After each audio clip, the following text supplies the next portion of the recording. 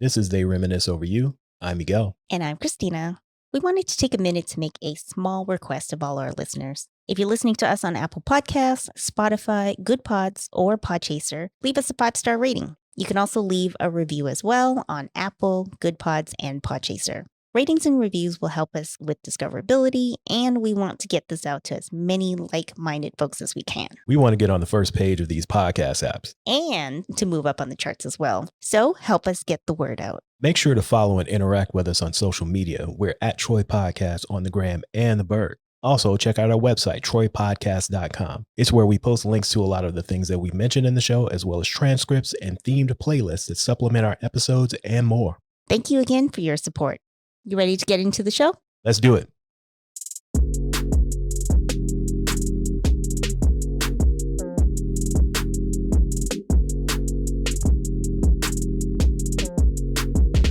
Welcome back to They Reminisce Over You. I'm Miguel.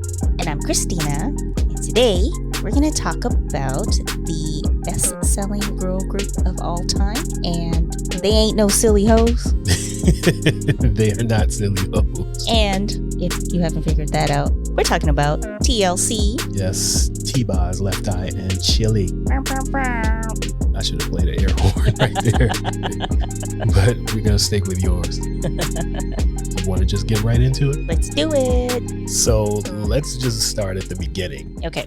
The very beginnings of TLC, or as they were known at that time, Second Nature. It was put together by a young lady by the name of Crystal Jones, who was looking for a singer and a rapper to join the group that she was trying to put together. Basically, she wanted to be like the female version of Belle Biv DeVoe. Two people answered the call, T-Boz, who was just going by Tion at the time, and Lisa Left Eye Lopes. They were the ones who were chosen to join her in this group. They had a connect through T-Boz's job, who hooked them up with an audition for Pebbles. She liked him. She wanted to sign him to her multiple companies, which we're going to get into later because that ends up being a problem. And she changed their name from Second Nature to TLC to reflect the initials of the three ladies, T for Tion, L for Lisa, and C for Crystal. Not Chili. Chili's nowhere to be found just yet. Not yet. She came on a couple months later. Yeah. I don't know if you read this or knew this, but Crystal says she was kicked out of the group because of asking too many questions about contracts and whatnot. I just read that earlier today. That's not what T-Boz said. T-Boz says this happened before the contracts were even brought into play. I think it was somewhere in the middle, that the truth is a little bit of this and a little bit of that. I just saw a little snippet just before we started recording that I think it was T-Boz, or maybe it was Chili, who said, I'd be mad if I got kicked out of my own group too. Yes. You started the group and then they kick you out and go on to multi-platinum success. That would suck. Yeah, I'd be a little salty too. Did you happen to listen to their first appearance on 60 Seconds by Damian Dane? I did not. It's very quick. They got in, got out. They had a couple lines and that's it. It was just when they were still a duo. It was just T-Boz and Left Eye. And ironically, Chili was one of Damian Dane's backup dancers.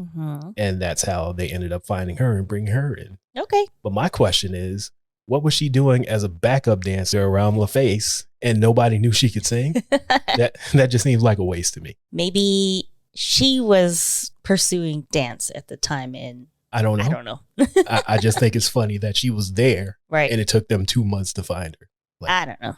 But their first appearance as a trio was on a Jermaine Jackson song of all things called Rebel with a Cause. Oh. It was on his only album that was on LaFace. So they are on that one. And I believe they did some backing vocals on his diss record towards Michael as well. Oh, God. Word to the bad. Bad with 2 Ds. Word to the bad. Yes. Because people say things like that. I wonder who that could have been about. So that leads us to their first album. Ooh, on the TLC Tip. You got to say it like that. Yeah, you do. Because there's like, how many O's in it? 1, 2, 3, 4, 5, 6, 7 O's and 3 H's. Yep. So, ooh, on the TLC Tip. Oh, man. So we've talked about our musical journeys several times on this show. Different things we were listening to. So where did TLC fit into what 13-year-old Christina was doing in 1992?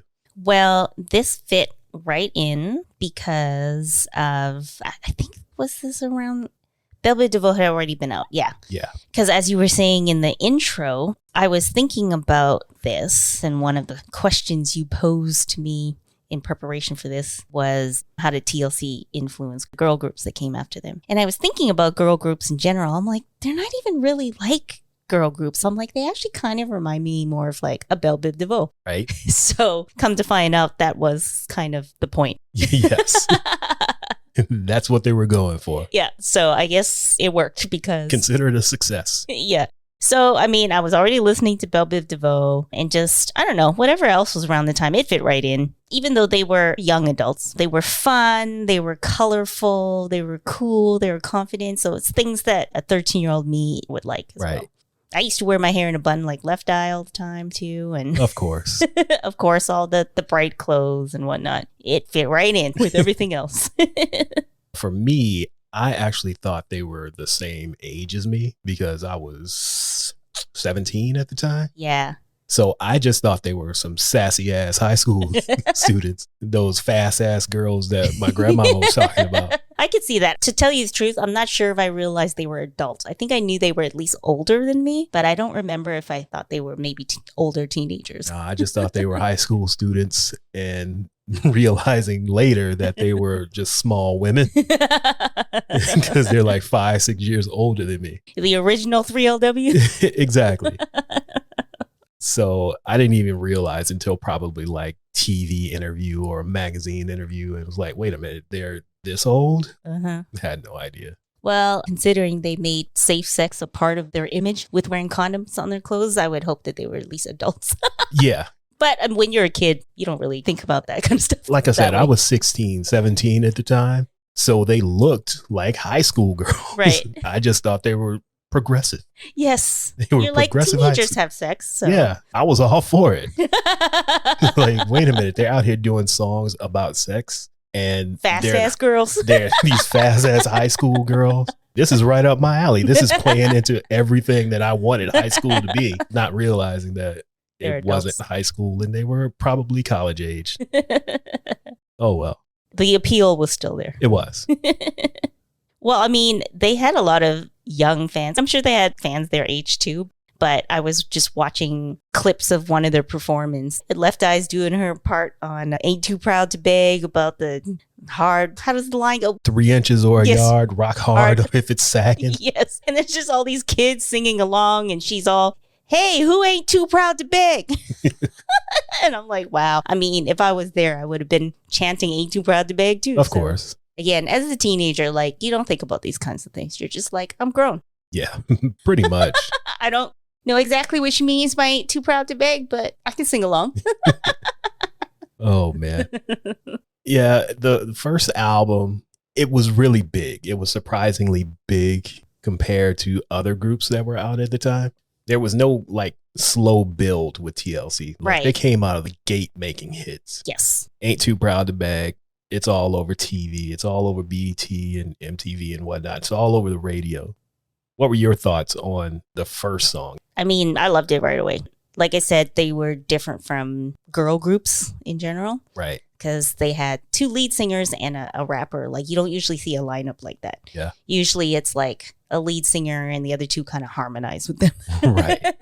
And this is during that era where, you know, we always talk about, we were so hopeful in the early 90s, like in the 90s, you know, women can do all these things and everything's going to be great. So they kind of represented that. And I think because this album came out in 92, it still had that New Jack Swing. So everything was like really upbeat, party centric before we moved to 93 and everything got a little more gray. Yeah.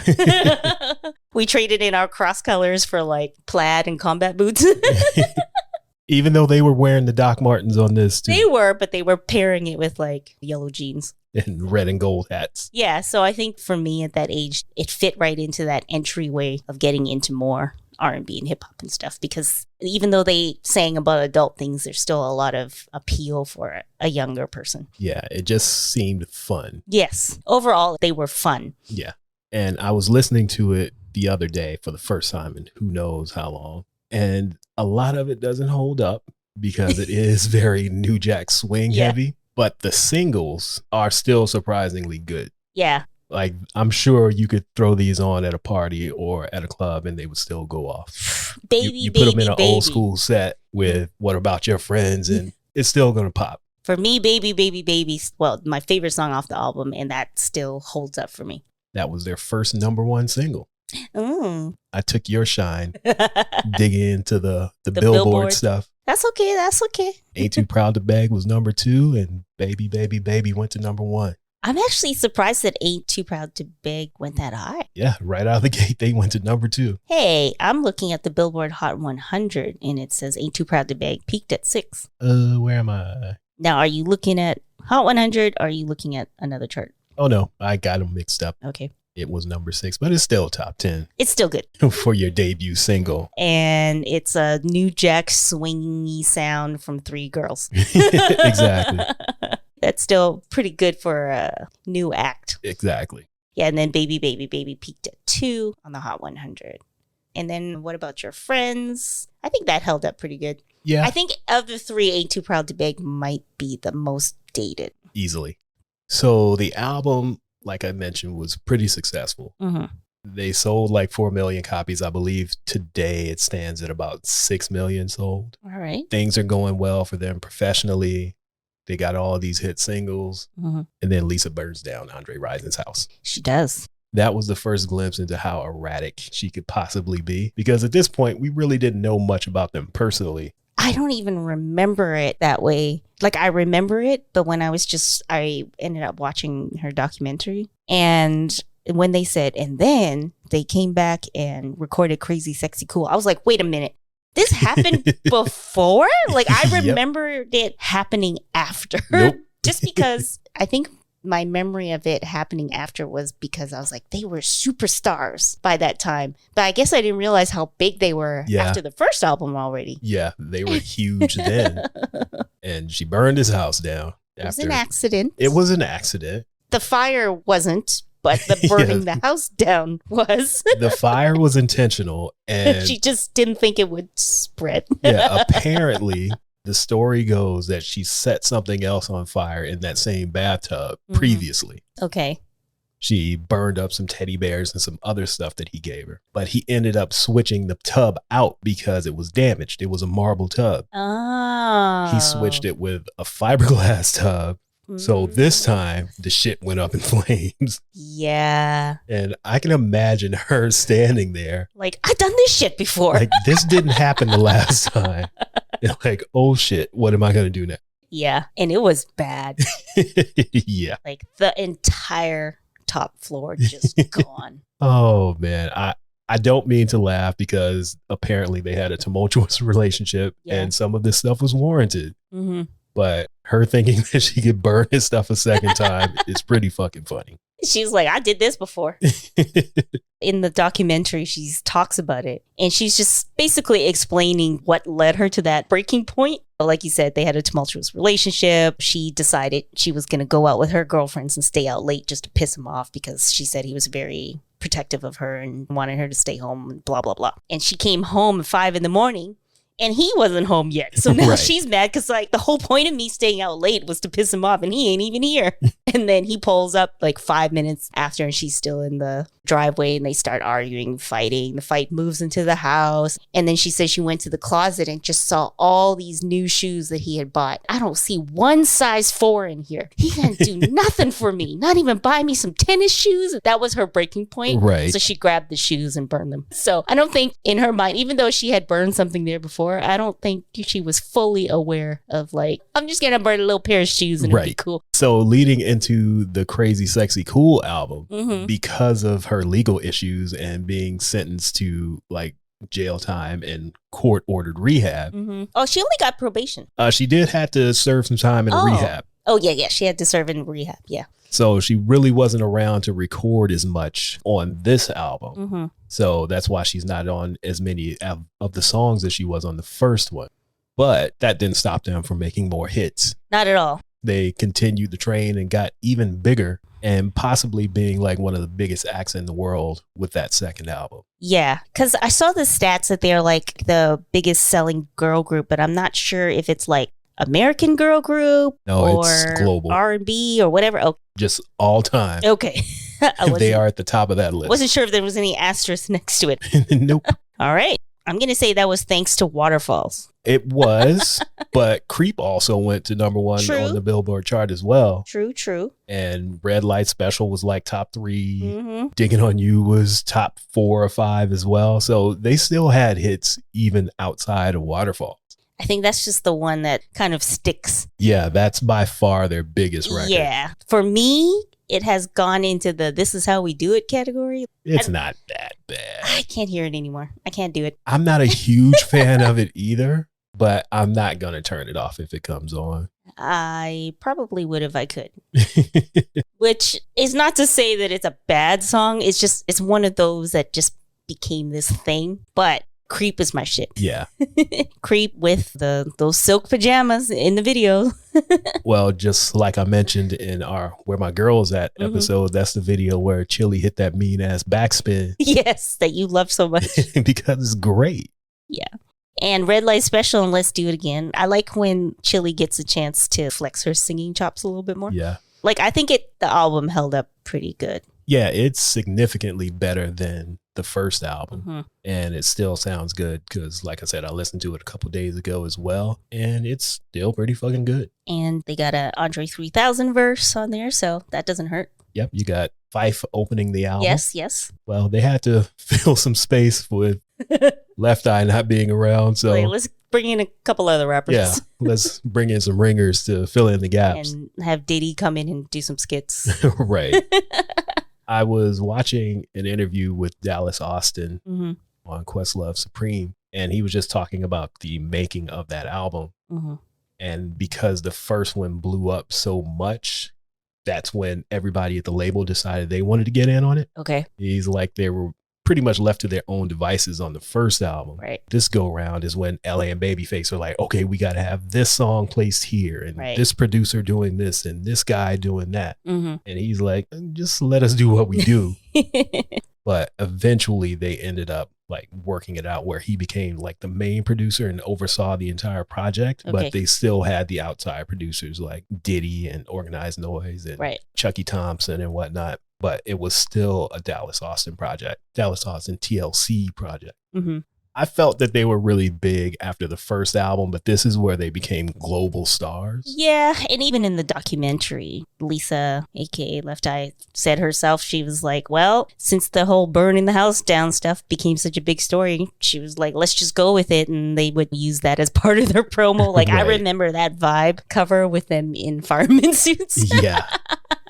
She actually got in trouble for that. Oh, really? Yeah, because she was on probation. And I read something that Chili was mentioning that when they showed up, they had like policeman outfits, they had fireman outfits, they had something else. Yeah. And didn't even think about Lisa burning the house down when they were choosing these. What? I thought this was on purpose. No, it was an accident. She said not until it came out and they started getting the backlash from it when she realized, oh shit, we shouldn't have done this. So the judge was like, she's rubbing this shit in our faces.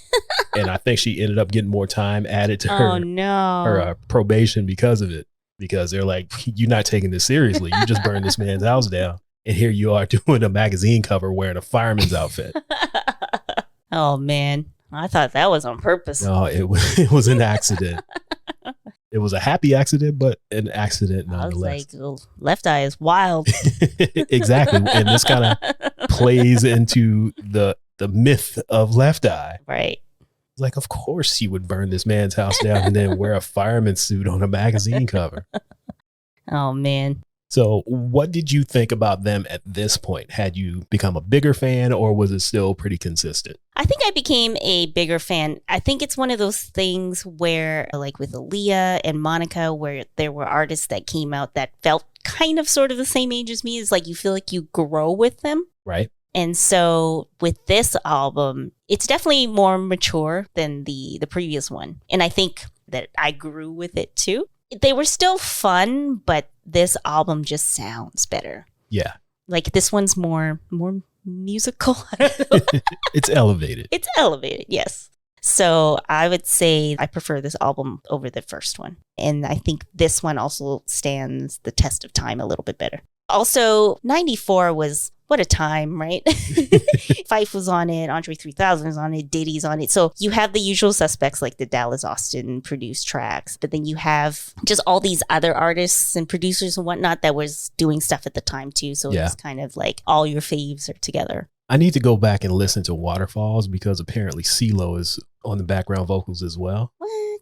I didn't know that until today. Well, speaking of background singing, I was listening to Let's Do It Again and I heard a background vocal. I'm like, I know that ain't one of them. Okay. And I looked it up and it was Babyface, obviously. Oh, yeah. Surprise, surprise. But I had never noticed that before. And we talk about this all the time. Better headphones. Right. Apparently he's on Red Light Special too, but he's not as clear on that one. Yeah, there was one on the first album that I picked him out as well. It's blatantly obvious too. Yeah. And I was like, I've never noticed this before. Yeah, Let's Do It Again is pretty obvious. Yeah. Now. Yeah, it was one of the album cuts. It wasn't like a single or anything. Okay. But yeah, he was on that as well. Okay. I think this is a good place for us to take a quick break and we will be right back. Are you enjoying this podcast? Hell yeah. If you're enjoying it as much as he is, there's a couple things you could do. Feel free to drop some coins into our collection plate at coffee.com/Troy Podcast, and that's coffee as in ko-fi.com. Link is also in the show notes. We're self-funded, so any support would be appreciated. And if you don't have any extra coins to spare, just leave us a 5-star rating or review. Like J-Lo's Love, it won't cost you a thing. You're just sitting at home on the couch anyhow. All right, thanks. Back to the show. Okay, we are back. And we're going to get into their next album, the third album, FanMail. That did not hold up the test of time. Well, okay. No, let me take that back. I mean, the sort of the FanMail skits, because it's very what you think the future is going to sound like. Right. Those little skits and stuff. I was like, oh, man, this sounds so like, we're the future. And then you get to the future and you're like, the future's nothing like this. It isn't. Apparently that was Left Eye's idea to name the album FanMail. Yeah. Because of all of the fan mail they were getting and the support of her burning down houses and whatnot. Yes. And having issues with not getting paid correctly. Mm-hmm. So they wanted to thank the fans. And I'm not going to keep this part in. Okay. Because it's a bit much. So Dallas Austin said that she came up with the idea of FanMail. Okay. And she wanted to have the computer voice and all this stuff. But she also wanted to do a second part called fan2c.com. And he's like, what is that? Mm-hmm. It's like, we gonna get on the internet and be playing with ourselves and people can pay for it. Oh, so she thought of OnlyFans. She came up with OnlyFans years ago. And him and the other girls were like, nah, we ain't doing that. I think you should leave this one. Okay, I can. Okay, so she is a visionary. This is what she wanted to do. And they're like, we're not doing that.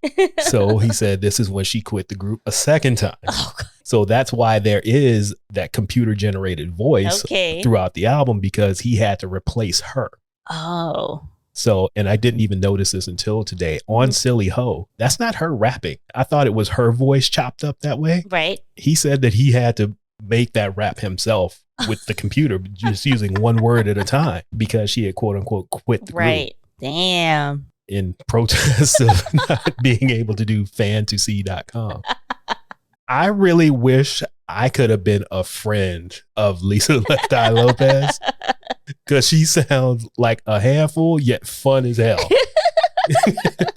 I'm sure they didn't enjoy it a lot of times, but she sounds fun. Oh, man. But eventually she came back and she was on the album. But this album itself had a lot of issues. Mm-hmm. Like I mentioned, they were having the problems with Pebbles and not getting paid. Right. They had issues with Lisa and her legal stuff. Mm-hmm. And then Dallas Austin decided he wanted more money, which had to be an issue because he was dating Chili at the time. And they had a child already. They had a child. They were living together. Mm-hmm. And he decided that he wanted creative control of the entire album, and he wanted $4 million to do it. 4.2, I believe. 4.2. So all of this is happening before they can even get into the studio. So let's go back a little bit. Okay. Let's go back to 32 years ago today. February 28th, 1991 is when they signed their deal with Pebbles. Oh. Here's the problem. Okay. She was the production company. Mm-hmm. She was their management company. She was their publishing company. Okay. And then got them signed to her husband's label. All right. Sounds like a little bit of conflict of interest. She got her hands in every single jar. Everything. Damn. And apparently, by the end of the second album, they had generated like $75 million or whatever. Mm-hmm. They were making like $50K a year. That's crazy. $50,000 a year after selling all of those records. And that's why they had to file for bankruptcy. They could have just got a job at the local. Basically. Whatever. It's like, just be a civilian if you got to deal with all this shit. So yeah, that's a huge conflict of interest to have your manager own the production company and own your publishing as well, and then have you signed to your husband's label.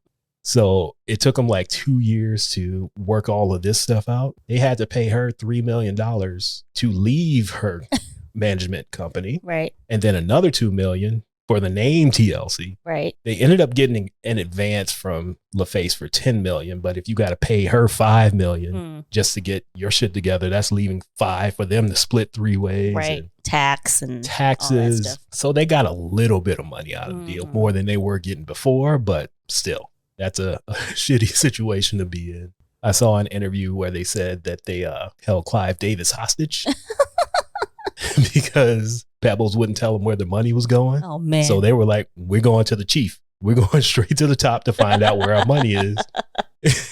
And Left Eye met some girls in the diversion center while she was in trouble. They took the 3 of them up there with them, had 2 stand guard outside, 1 in the room, and they held Clive Davis hostage until they got the answers they wanted. Wow. Apparently they showed this in the movie and people didn't believe it happened, but it's a true story apparently. Yeah, we can't find the movie. Yeah, I really want to see it because Keke Palmer's in it. And you know I love Keke Palmer. Yes. And of course, Left Eye is being played by Lil Mama. And just me thinking about that cracks me up. Yes, it's like that meme of what's her name. I would like to see that.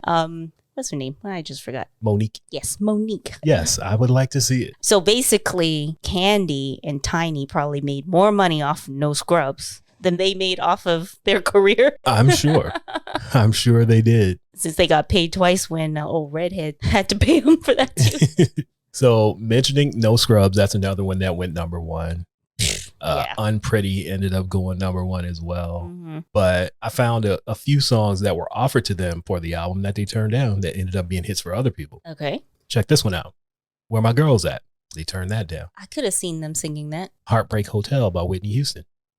Turn that one down too. Hit Me Baby One More Time. Turn that one down because it had Baby in it and they had already done Baby, Baby, Baby. Ah, come on. They couldn't just change it to Hit Me One More Time. I guess it's not the same, I suppose. And now that you think about it, that's why Britney is singing so low, trying to mimic T-Boz. Yes. That makes sense. It does. Now that you know it. Yes. And I didn't until earlier today. It's interesting that you mentioned that song too, being that it became such a huge pop hit for Britney. This album felt very pop. Aside from Silly Ho, which is my favorite off of this album. It is. And No Scrubs. It's a great song. Yeah, I love it. Yeah, Silly Ho and No Scrubs. Everything else was like, wow, yeah, this is for a different audience. I didn't think it was that bad, but it's just very dated. Well, like everything, like you said earlier, we're talking about the future. We're coming up on the year 2000. So a lot of stuff like that really didn't hold up. Well, it's not necessarily a bad album, but like I said, it felt very much like, oh, we are pop stars now. This is not the same group that was wearing condoms in their clothes. I mean, maybe they were personality-wise outside of the studio. Right. But the sound of this album is very much, we're the biggest girl group of all time. Yeah. Yeah, it sounds like it was meant for a quote-unquote wider audience. Yes. Now, did you say whiter or wider? I said wider, but you can take it any way you want. I know. I heard you. I just want to be an ass. The crime was there, so I took it. If the shoe fits.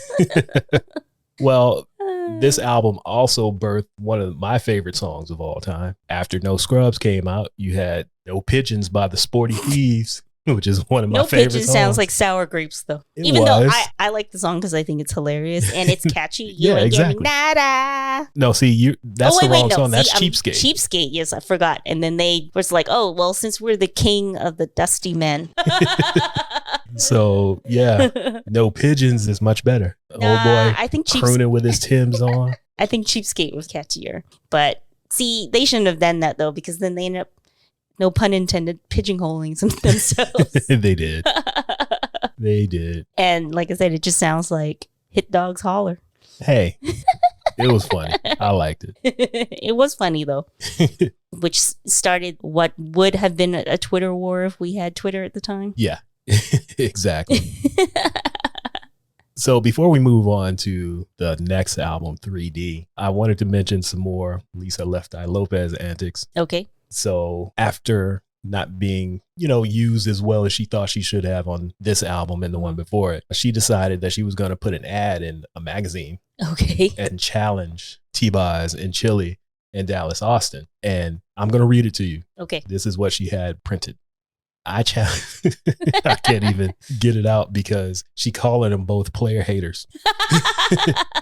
I challenge Tion Player Watkins and Rosanda Hater Thomas to an album entitled The Challenge, a 3 CD set that contains 3 solo albums. Oh, man. Each will be due to the record label by October 1st, 2000. I also challenged Dallas the Manipulator Austin to produce all of the material and do it at a fraction of his normal rate. As I think about it, I'm sure LaFace would not mind throwing in a $1.5 million prize for the winner.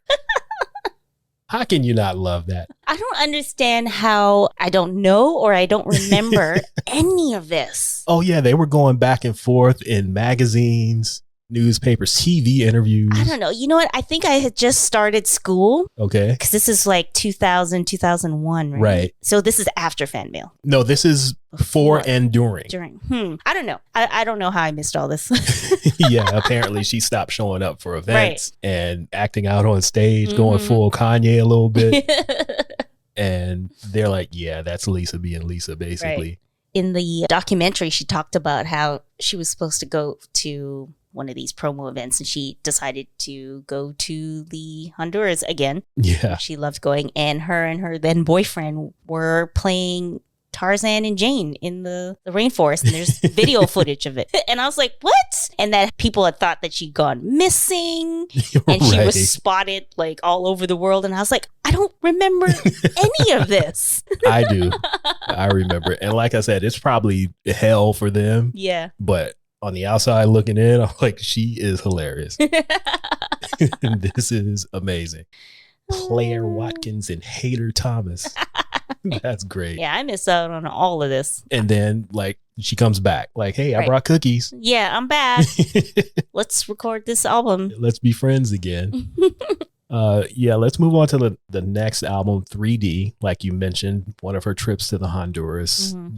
It didn't go too well because she ended up having a car accident and passing away at the beginning of them recording this album. So the verses that are on it are kind of cobbled together from a solo album that she had done the year before and some solo stuff she was working on for Death Row. So she's really not on this album, but the girl talk verse, you can tell that was done for this album. The other ones, they don't kind of fit the beats that they're on. So you can tell which ones were tacked on at the end.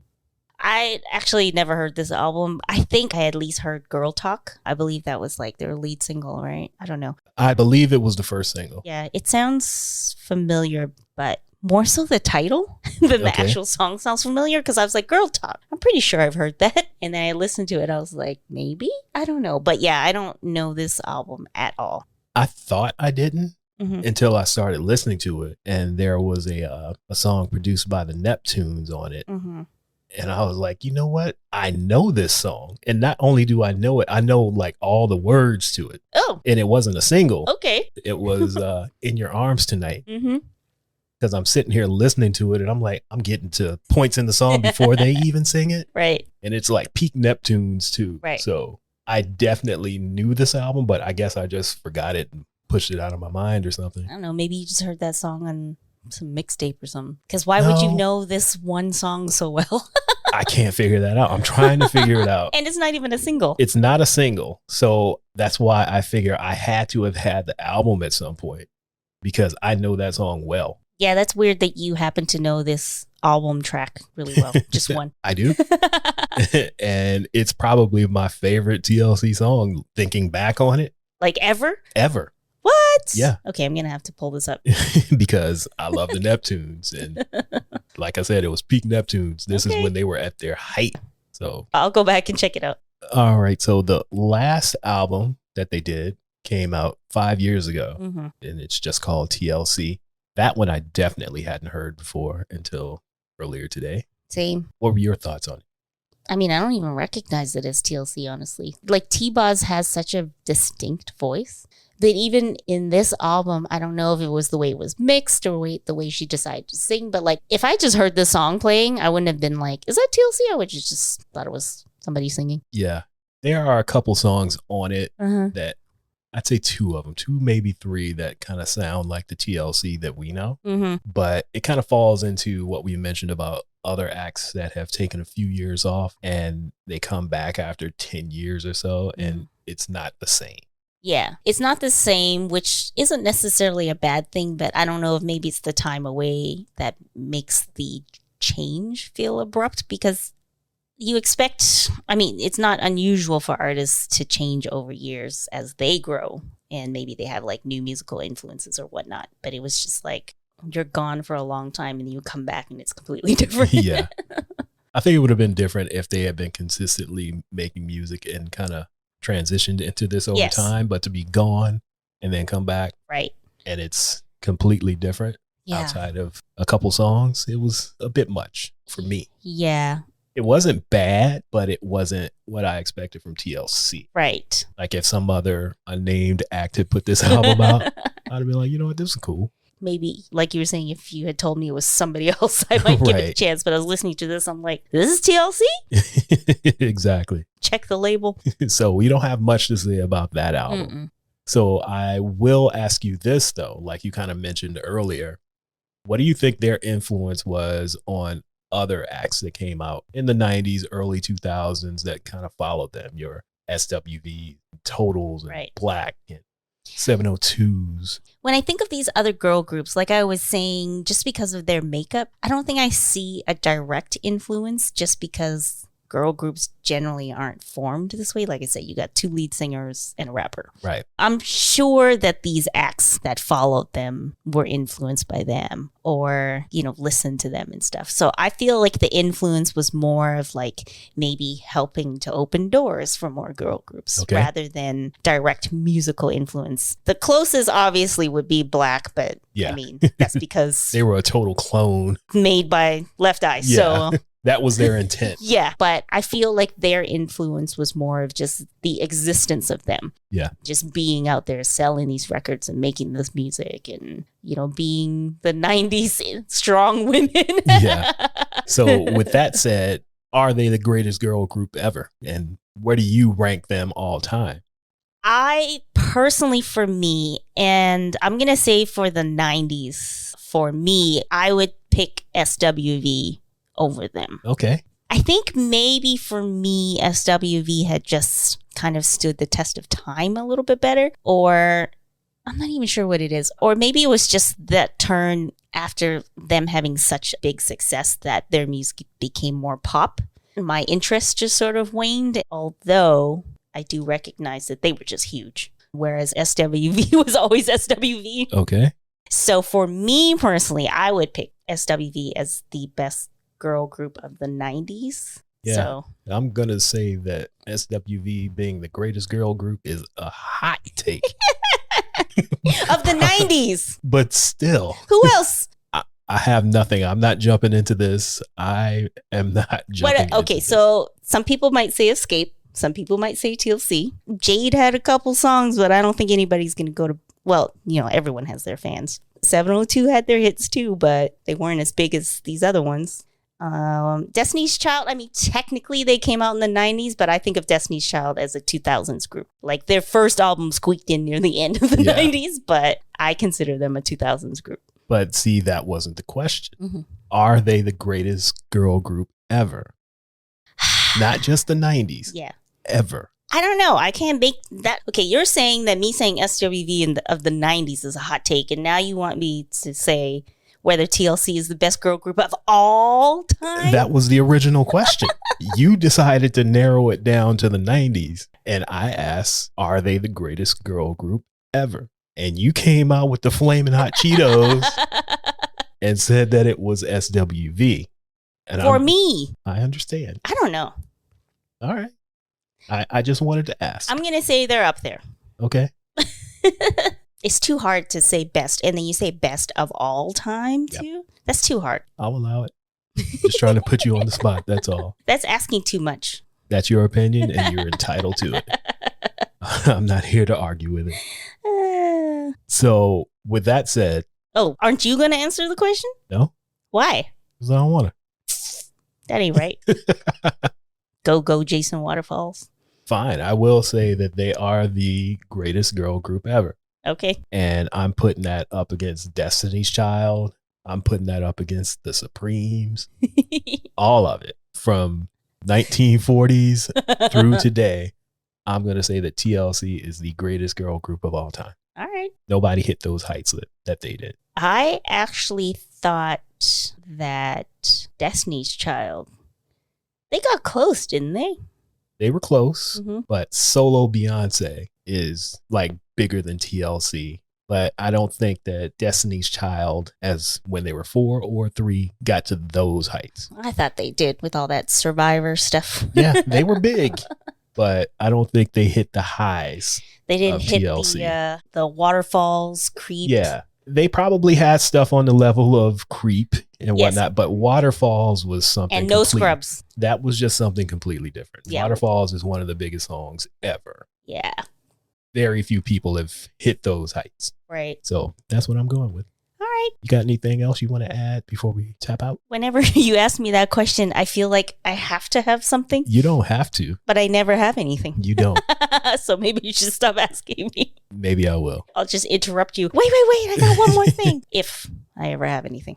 All right. So you can follow us on social media at Troy Podcast on Instagram and Twitter. You can go to troypodcast.com to check out links to all the things that we talked about in this episode. We will link to some of the videos and interviews that we mentioned. You can also check out a playlist that we've put together based on TLC for your spiritual and dancing enjoyment.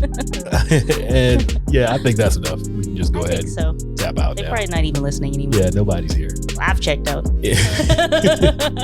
If you are still listening, hit me up on Twitter and say, hey, at the end of that TLC episode, we made it to the end. We made it. All right.